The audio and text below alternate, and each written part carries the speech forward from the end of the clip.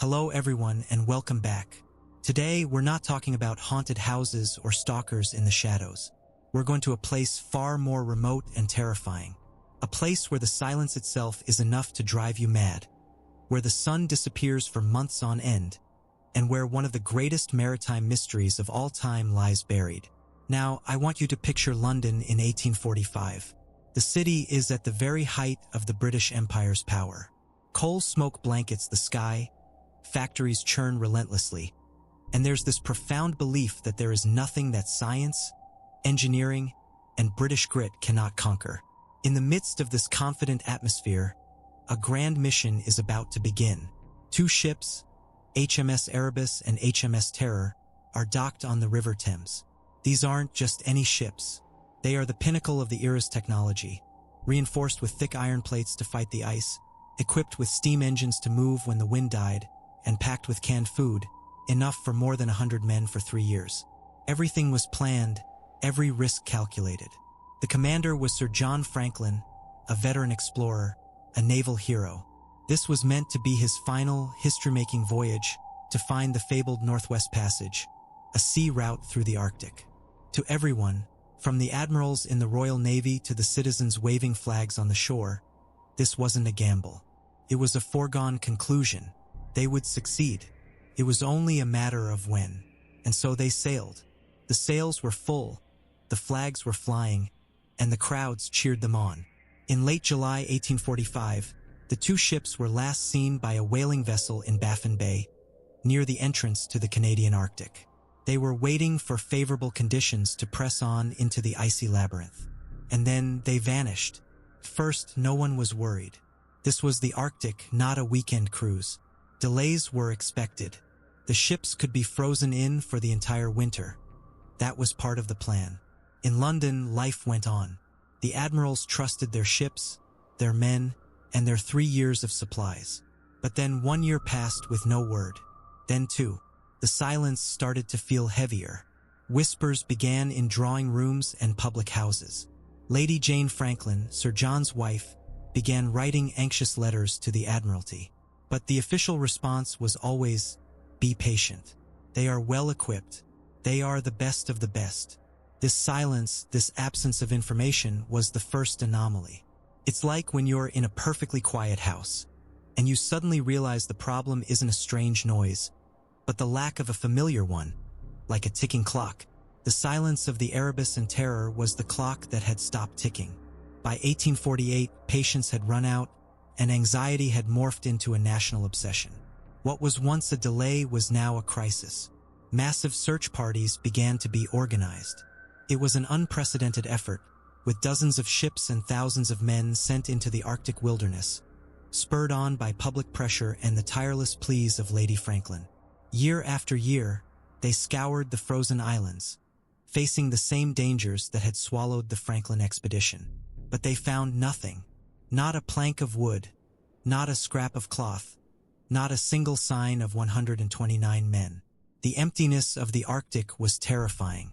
It was as if the two ships and their entire crews had simply sailed off the edge of the world. It wasn't until 1850 that the first traces were found by searchers on Beechey Island. It was the site of the expedition's first winter camp. They found the remains of a few small structures, hundreds of empty food tins stacked neatly, and 3 graves. 3 carefully made graves with properly carved headstones. John Torrington, William Braine, and John Hartnell, the first 3 men to fall. But the strange thing was the camp looked orderly. There was no sign of panic or disaster. It seemed they had left according to a plan. But why and to where? The discovery only deepened the mystery. It answered where they had been, but it opened up a much more frightening question. What happened next? The answer began to emerge not from British explorers, but from the local Inuit people. Dr. John Ray, a Hudson's Bay Company man, met a group of Inuit in 1854. They had items that were clearly from the expedition: silver spoons, buttons, and one of Sir John Franklin's medals. When Ray asked where they got them, they told a horrific story. They had seen white men, about 40 of them, dragging a boat over the ice. They were thin, gaunt, and desperate. Later that spring, the Inuit had found the bodies. More than 30 corpses lay scattered in tents and under an overturned boat, some buried in the snow. And then they told the final, most terrible detail. From the cut marks on the bones and the state of the bodies, it was clear that the last survivors had done the unthinkable to stay alive. They had resorted to cannibalism. When this news reached England, it caused a firestorm. The Victorian public, in their imperial pride, refused to believe it. Heroes of the Royal Navy did not behave like savages. Charles Dickens, the most famous writer of the age, led the charge, calling the Inuit liars and savages. They would rather believe a story of heroic tragedy than confront the ugly, visceral truth. But the truth couldn't be buried forever. A few years later, another search led by Francis McClintock found the irrefutable proof on King William Island. A skeleton in the uniform of a steward, and more importantly, a single piece of paper tucked into a stone cairn. A message from the dead. The paper held two messages. The first, dated May 1847, said that all was well. But the second, scrawled in the margins nearly a year later, in April 1848, told a different story entirely. It said the ships had been trapped in the ice since September 1846. Sir John Franklin had died on June 11, 1847. And the 105 survivors had abandoned the ships on April 22, 1848, under the command of Captain Crozier, and were heading south. That was it. A cold, clinical obituary, written by a freezing hand in the middle of a wasteland. The escalation was complete. From a hopeful voyage, to a worrying silence, to the proof of a desperate death march into nowhere. And that moment, reading the frantic scrawl on that piece of paper, is the true climax. The horror is no longer a vague shadow on the horizon. It has a clear and terrible form. Picture the scene. 105 men, the remnants of Britain's imperial pride, beginning a journey into oblivion. They are dragging heavy lifeboats across a jagged landscape of ice and rock. But the real enemy wasn't just the bitter cold or the gnawing hunger. An invisible enemy had been poisoning them from the inside. Modern analysis of the bodies that were found revealed a horrifying truth. Extremely high levels of lead. The canned food, which was supposed to be their salvation, had been shoddily soldered. Lead had been leaching into their food for 3 years, slowly destroying their bodies and their minds. Caused fatigue, weakness, paranoia, and insanity. So the men who began this death march were not just starving, they were also losing their minds. This is the climax, the direct confrontation with the raw truth. They abandoned their ships, hauling useless things like silver cutlery and uniform buttons, but leaving hope behind. And as the last men fell, as the hunger became unbearable, they did what civilized society abhors most. The evidence on the bones found later is undeniable. Cut marks, bones cracked open for their marrow. It was no longer speculation. It was fact. The horror was not that they died, but how they were forced to live in their final days. The journey of the 105 survivors ended in the snow and the silence, but the story did not. The immediate danger was over, but the haunting remained. For more than a century and a half, the story of the Franklin expedition was left with massive gaps. Most importantly, the two ships, HMS Erebus and HMS Terror, were still missing. Where were they? Did they sink soon after being abandoned? Or did they drift somewhere into the icy maze? These questions hung in the air, turning the story into a ghostly legend. And then, in our own time, a new chapter opened. In 2014, marine archaeologists found HMS Erebus.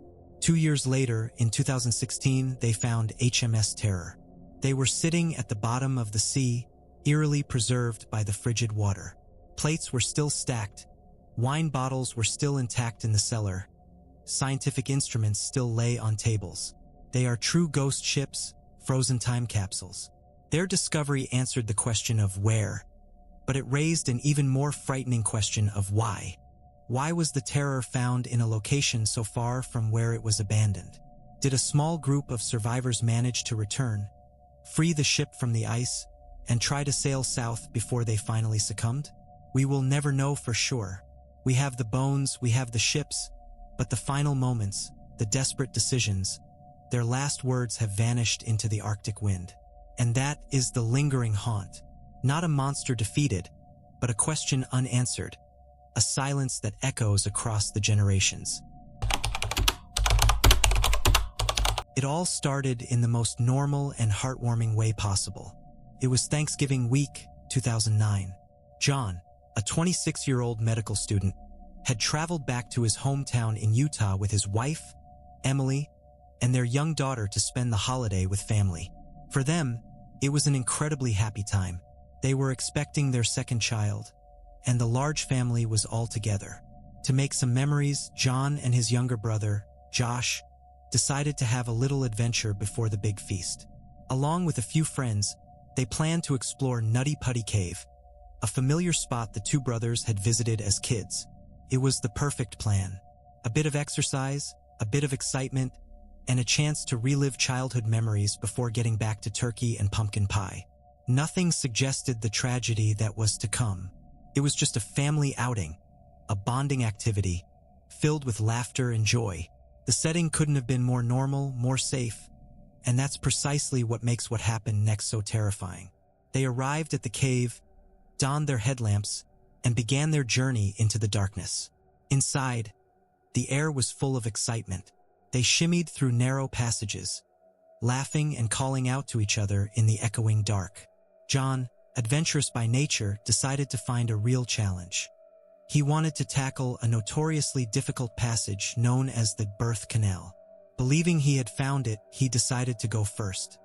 He took a deep breath, exhaled to compress his chest, and began to wiggle his way headfirst into a tight, almost vertical chute. This is standard caving technique. First, everything was fine. He inched his way forward, deeper into the earth. But then, the passage seemed to get even tighter. He tried to push forward but couldn't. Okay, no problem. He decided to back up. But he couldn't do that either. He realized he had slid past a tight spot and was now wedged. This was the moment that normalcy began to fracture. But panic hadn't set in yet. Josh, his brother, was right behind him. This was just an awkward situation. A bit of a jam. "Hey, I'm stuck," he called out. It was almost more of an embarrassed admission than a cry for help. In their minds, at that moment, this was a minor incident, a funny story to tell later. They just needed to figure out how to pull him out. It would be over in a few minutes. Josh quickly got a hold of John's legs and tried to pull, but it didn't work. Worse, John only slid deeper into the fissure. The angle of the passage was too steep, and gravity was now their most cruel enemy. Every small movement seemed to only wedge him in tighter. The stark reality began to set in. This wasn't a small jam. They couldn't fix this themselves. The smiles vanished, replaced by a tense silence, broken only by John's heavy breathing. Josh had to make a horrible decision. He had to leave his brother alone in the pitch-black darkness to go get help. Can you imagine that moment? Being left alone, swallowed by rock, with nothing but your own thoughts in the absolute silence. A few hours later, the first rescuer reached John. It was a woman named Susie. All she could see were his sneakers sticking out of an almost unbelievable crack in the cave floor. She spoke to him, reassuring him that help was on the way. "Hi, Susie." His faint voice came back. "Thanks for coming, but I really want to get out." From this point, things escalated quickly. Rescue teams, then experts, then media vans began to gather outside the cave entrance. But inside, the harsh reality was unchanged. The cave was a tight, treacherous maze. Only one rescuer could get to John at a time. Every piece of gear, every rope, had to be passed hand over hand through the twisting passages. Meanwhile, John had been upside down for hours. Blood was pooling in his head, putting immense pressure on his brain and eyes. His lungs were being compressed by his own organs, making every breath a struggle. Still, he kept his spirits up. He talked to the rescuers about his wife and children. He prayed. He sang hymns. Hope, however fragile, was still there. After hours of assessment, the rescue team devised a plan. They would use a complex system of ropes and pulleys to try and pull him out.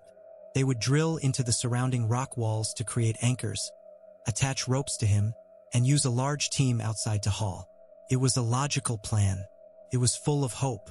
Everyone held their breath as they began the painstaking work of setting it up. Every drill, every knot, all done with absolute precision. For John and for everyone there, this was the last shot. This had to work. There was no other option. The pulley system was ready. The rope was secured around John, threaded through the anchors, and in the hands of the rescue team. Everyone was in position. A command was given and the team began to pull. The rope went taut. There was movement. Inch by inch, John's body began to lift out of the crevice. A wave of relief spread through the cave. Over the radio, rescuers could hear faint cheers. It was working. After all the desperate hours, their plan was finally working. John could feel the movement. He was on his way to freedom. It was a moment of pure hope, a bright flash in the endless dark, and then a sickening pop, a sharp sound of metal ripping from rock.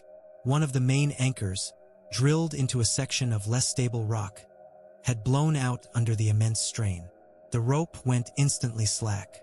John fell back into the fissure, a hard, brutal drop that wedged him even deeper and at a worse angle than before. The cheers died. A dead silence fell. The one plan, the final hope, had catastrophically failed before their very eyes. The shock rippled through the rescue team, and for John, the blow was both physical and psychological. The pain was more intense, and breathing became nearly impossible. In that moment, the awful reality hit. Hope was extinguished. After the fall, John's condition deteriorated rapidly. His breathing, heard over the radio, became labored and irregular. He began to drift in and out of consciousness. The rescuers, though heartbroken, knew they were out of options. Any further attempts would only cause him more pain and risked collapsing the passage on themselves. All they could do was stay with him, talk to him, try to offer some small comfort in his final hours. They got his wife, Emily, on the phone, and she was able to say goodbye to her husband. Then his breathing faded, and finally, it stopped. Near midnight, after 28 hours of being trapped, John Edward Jones's heart gave out. The rescue was over. His life was over. But the story was not. Now, the authorities and the family faced another agonizing decision. It was simply too dangerous to ever attempt to recover his body. No one wanted another tragedy. So, with his family's blessing, they made a permanent choice. To ensure no one else would ever suffer the same fate, and to give John a final resting place, they decided to seal Nutty Putty Cave forever. The entrance was filled with concrete, turning the entire cave system into a tomb. And that is the lingering haunt. There is no open question of a villain or an unsolved mystery. The horror lies in the stark, permanent finality. He is still there right now, locked inside the earth. A father, a husband, a son, who went on a family adventure and never came out, forever a part of the place that took his life. It all started under the bright sun of Cancun, Mexico. For American friends, Jeff, Amy, Stacy, and Eric were enjoying the final days of their vacation. The air was thick with the smell of sunscreen and cheap beer. They were lounging by the hotel pool, their skin tanned, and their biggest concern was what to have for dinner. Jeff, the pre-med student, was the responsible planner of the group. His girlfriend, Amy, was more easygoing. The other couple was Stacy and Eric, their relationship a bit more turbulent but passionate. They were typical young people on a typical summer holiday. They had spent 2 weeks partying, swimming, and temporarily forgetting the real lives waiting for them back home. The vacation was ending on a perfect, almost boringly relaxed note. They were ready to go back. But sometimes the most spontaneous decisions, the most seemingly harmless ideas, are what change everything. And for them, that change came in the form of a friendly German tourist named Matthias. Matthias was staying at the same hotel. He befriended the group during a lazy afternoon by the pool. He told them about his younger brother, Heinrich. Heinrich, an archaeology student, had gone off with a girl he just met to see some ancient Mayan ruins. These ruins weren't on any tourist map, a new discovery deep in the jungle. Heinrich had left Matthias a crude, hand-drawn map and promised to be back, but he was now a day late. Matthias was a little worried. He didn't want to go alone, so he invited the 4 Americans to come with him. "Just a day trip," he said. "A little adventure." Tagging along was a friend of Matthias's, a Greek tourist named Pablo who spoke almost no English. To the American friends, it was a tempting offer.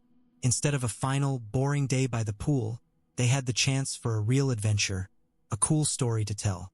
There was some hesitation, especially from Jeff, who thought it was unwise to go into the jungle with a hand-drawn map.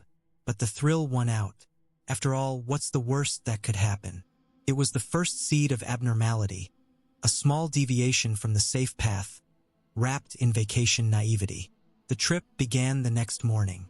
They took a rickety taxi as far as it would go, and then started hiking into the jungle. The oppressive heat and humidity quickly melted their initial excitement, replacing it with sweat and fatigue.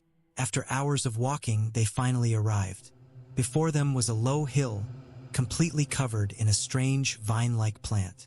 Thousands of vibrant red flowers bloomed against the dark green leaves, creating a scene that was both beautiful and bizarre. As they approached the base of the hill, a group of men suddenly emerged from the jungle. They were local Mayans armed with guns, bows, and machetes. They looked angry and began yelling in a language none of the group understood. Fear set in. In the confusion, a panicked Amy stepped backward, accidentally putting her foot on one of the vines at the base of the hill. Instantly, the villagers' hostility exploded. They aimed their weapons at the group, forcing them to backpedal up the hill. Every escape route was cut off.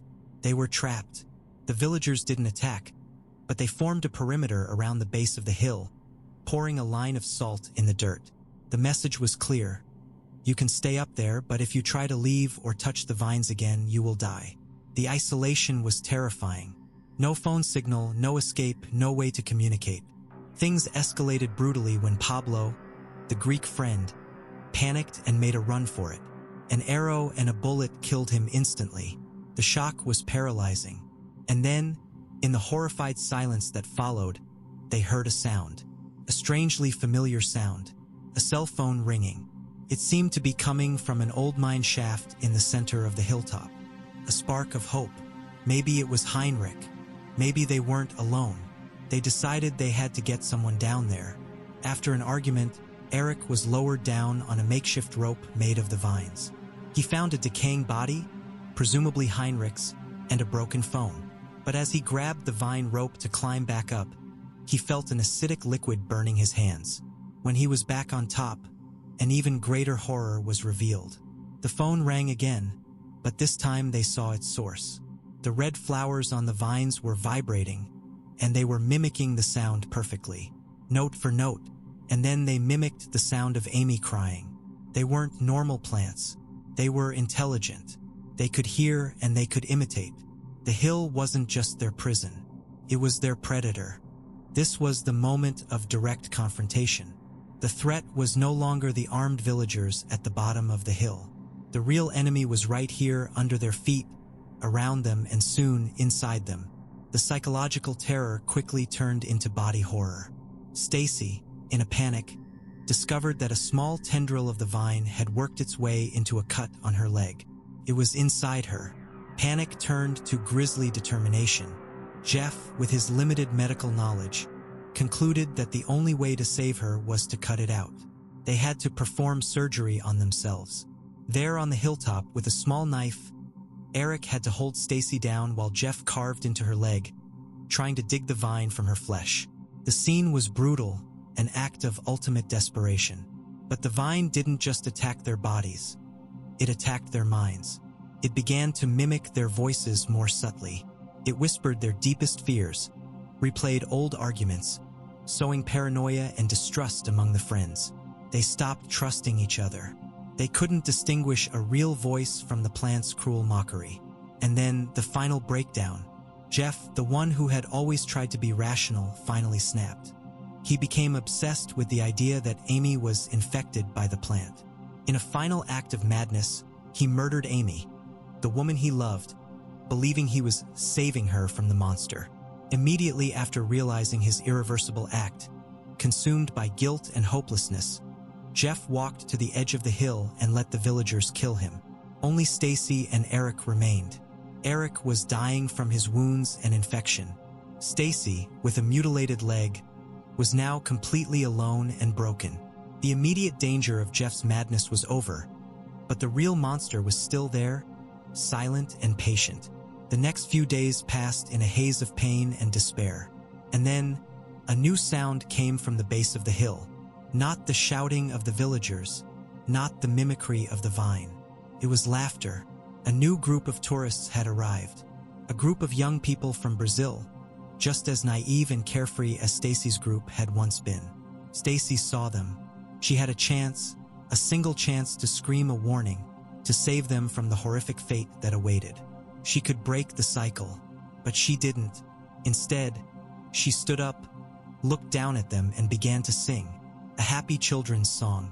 The villagers, hearing the seemingly harmless sound, let the new group approach. And the story ends there. The haunting feeling lies not in a clear conclusion, but in this terrible ambiguity. We never know why Stacy did it. Was she too broken to think straight? Or was it a final, malicious act, an effort to ensure she would not have to die alone? The cycle was about to begin again. The monster didn't have to do anything. She just had to wait. The horror is the realization that sometimes the greatest enemy isn't the monster in the dark, but the fragility of human nature itself when faced with absolute despair.